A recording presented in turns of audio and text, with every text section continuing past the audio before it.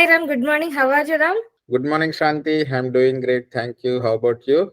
Very good, Ram. Thank you.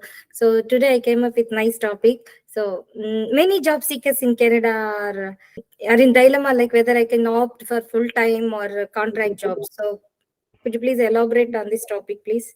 Yeah, sure. It's actually a very good question, Shanti. In fact, many people also, contact me asking, sir, should I go for a full-time job or a contract job? Okay. So I'll explain the dynamics involved and the technicalities in this topic. The two primary job structures are part-time or full-time. Now, the question is, which one is better? Which one to go for? Okay. Now, what I would suggest anybody is whatever it comes, take it. Whether Okay. it is a full-time job or a contract job, you have to take it. So let's see what are the pros and cons of each. Okay, number one, in a full-time job, you will have a, you will join the company, but then you will be in the company for till the time you retire. If it is a full-time permanent job. In a contract job, it is always a time bound. So that is the negative aspect of it. So if you are starting now, they might give contract only for 6 months or for 1 year. And another comparison is the pay in the full-time job is relatively lesser, whereas the pay in a contract job is relatively more compared Mhm. to a full-time job. So the pay in a contract job is very high compared to the full-time job. And also, in a full-time job, if your salary is 100K, you will not get 100K to your hand. A lot of taxes will be deducted. Maybe you will get about 80K or 70K onto your hand. Whereas in a contract job, if your pay, hourly pay and the total amount is 100K, you will get 100K plus 13% HST, right? 13% is in Ontario, but whatever province that you are living in, you can calculate the HST. So you'll get more there. But in full-time job, you are already paying the taxes. So when you file the taxes, you will get something in refund. In a contract job, what happens is the burden of filing the taxes, showing all the accountancy of the corporation is on you. So you will end up spending money to do the bookkeeping, to do audits, to do file the tax returns, pay HST, and also pay corporation tax, and then whatever is remaining you will have it on your pocket. But one thing about contracting is for whatever you are earning, if you are able to show all the expenses, then you will not pay any tax. You will only pay HST is anyway being given by the company, so you'll directly deposit. But whatever 100K that you are making, for example, you can try to get the whole 100K to your pocket if you are able to show the entire 100K is done with a legitimate spending for the corporation. Can you give me an example or a tip? So how to save that 100K? I mean, I without mean, tax. you can show your expenses like yeah, if you purchase a phone or a laptop. If you are working from home, then you can show the rent, part of that rent as your expense. If you are driving a car, you can pay the car payment using the corporation account. So you can save some money. And whatever you spend to do this job, you can, claim it as an expense for this corporation. So many a time people go for contracts only for this purpose because they can save a lot of taxes. But when it comes to full-time job, there are a lot of benefits that company gives. They give, pay, holiday pay, right? They give at least 2 to 4 weeks of holiday pay, and they get, benefits like dental and eyes, vision, and physiotherapy services. And some companies give RRSP matching, some companies give bonus, some companies give SOPs, tax, stock options. But in contract there is no such benefits. You will get to whatever our number of hours you work, those are the hours that will be paid. So they don't pay for your holidays even if you work, right? So there are a lot of, see, this benefits portion is the weakest part in the contract. But when you're getting higher pay, you can get all these benefits from that pay itself. Yes, correct. Okay. But what people don't understand is if we calculate all these taxes that get benefits by government, benefits by the company, and you sum up all these things, whatever you get are equal to whatever you get in the corporation. Because in the corporation, you'll get the whole money plus HST. You'll deposit that HST.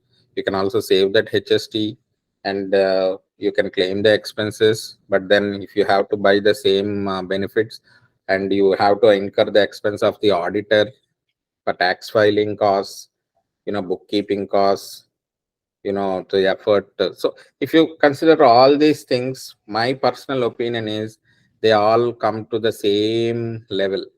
Slightly met 5 to 10,000 more you can get using a contract. Okay. So, yeah. Can I get the same support or the resources from the company if when I am in the contract or full time?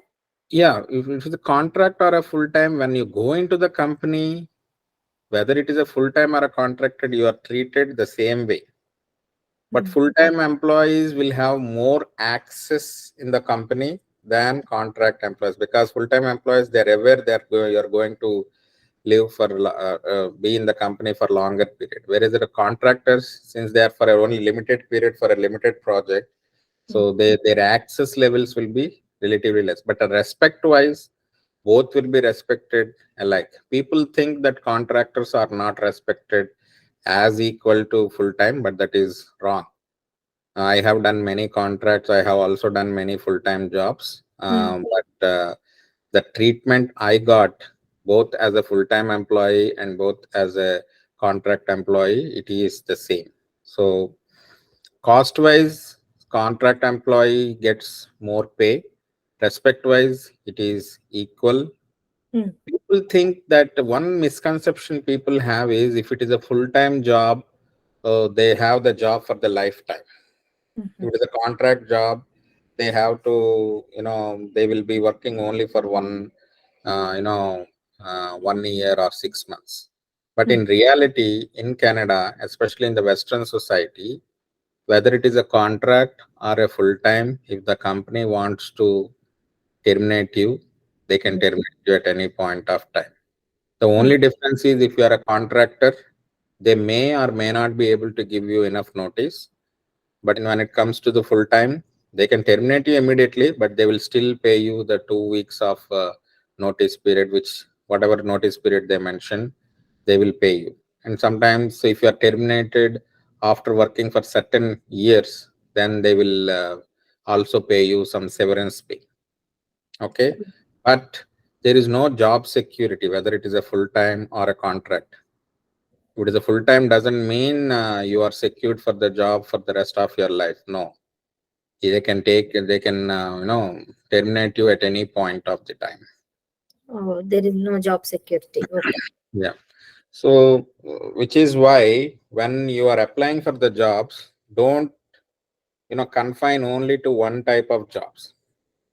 Apply for full time, apply for contract, apply for remote, apply for hybrid, apply for on site, apply for all types of jobs. Okay. But Ram, see, I have heard that, see, during the restaurant time or so, if the company fires us when we are in full time, so we may get some benefits, right? So could you please elaborate? Yeah, in a full time job, if you lose the job, then you get what is called as a EI, employment insurance. Oh, Okay, so in a full-time job, the employer and the employee both contribute to employment insurance. mm, Okay, so that you will get if you lose the job, but you get that for limited period of time. That is mm, how I came up with the calculation. If you calculate all the side gains that you get in a full-time job and the pay that you get in a contract job, they both boil down to the same value.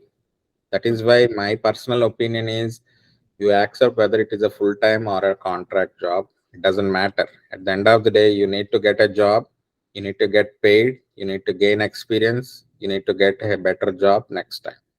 Or So when how about, yeah, how about working hours, Ram? So do I need to stretch more when I am into contract job? no. In Mm, Canada, this is one of the nicest thing, whether you are a full-time employee or a contract employee, mm. uh, people respect your personal time. So after 4, then they don't, whether you're a contractor or a full-time, they don't, bug you, asking you to work. Many Oh, cases, I mean, there are some here and there, people work slog a lot, but it all depends on the project requirements and the company culture and the project manager they are working under. But otherwise, whether you're a contractor or a full-timer, the number of working hours are going to be the same, either 7 hours a day or 7.5 hours or 8 hours.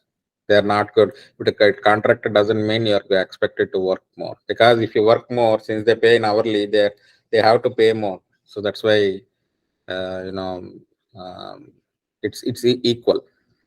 okay. So notice period, in case of notice period, what about contract and full time?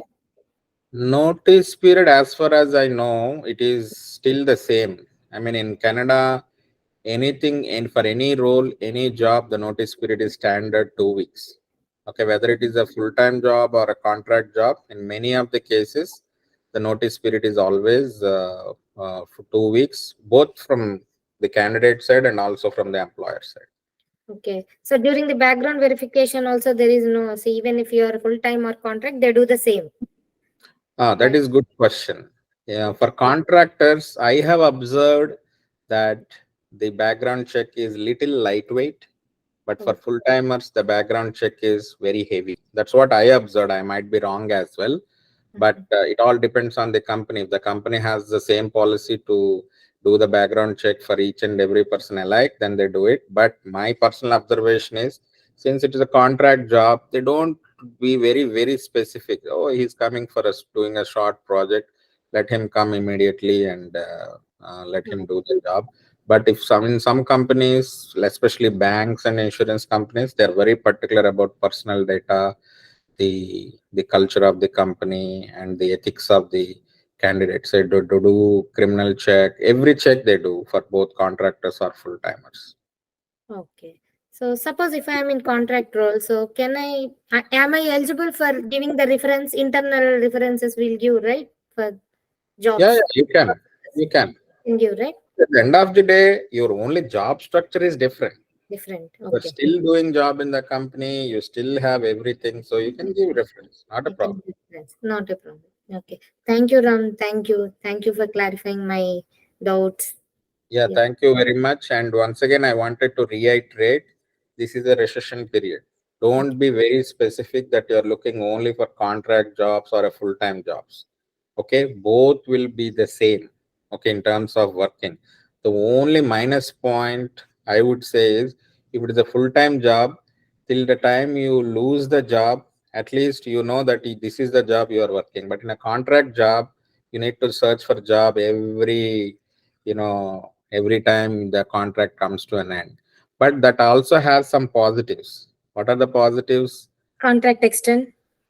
No, the No? positives are, since you will be working for multiple contracts, right? 1 year this company, another year another company, 6 months another company. You get to work with several companies. You get to know their work culture. You Yeah. get to know different tools. You get to work on different projects. So that will increase your knowledge multiple fold when it comes to the full time. Because if it's full time, it's always the same environment, same project, same work culture. So the chances of learning and a growth in a full time job is relatively less compared to a contract job. But Ram, see, I have one question. If I do more contracts, my resume will be having more number of experience. I mean, my resume will be having more That's all experience. right, So, because in Canada, people understand if it is contract that it is always for a limited. So loyalty doesn't come into picture. uh-huh. Okay. Yeah. So as far as I know, not any of my friends, even if they do multiple contracts with a short period of time, like 6 months or 1 year or sometimes even 4 months, I haven't seen anybody objecting and questioning the loyalty. Because what can anybody do if it is just a 4 months project? It is 4 months project. Even if you want to be loyal to the company, they're not going to, put you in. After 4 months, they will kick you out, right? Yes. All recruiters and companies are aware. As long Okay. as you're able to explain your job structure, what project you have done, and convince that you are technically strong, all these are not going to be any blockers. Okay. Thank you, Ram. Thank you. Okay, so thank you so much, Shanti.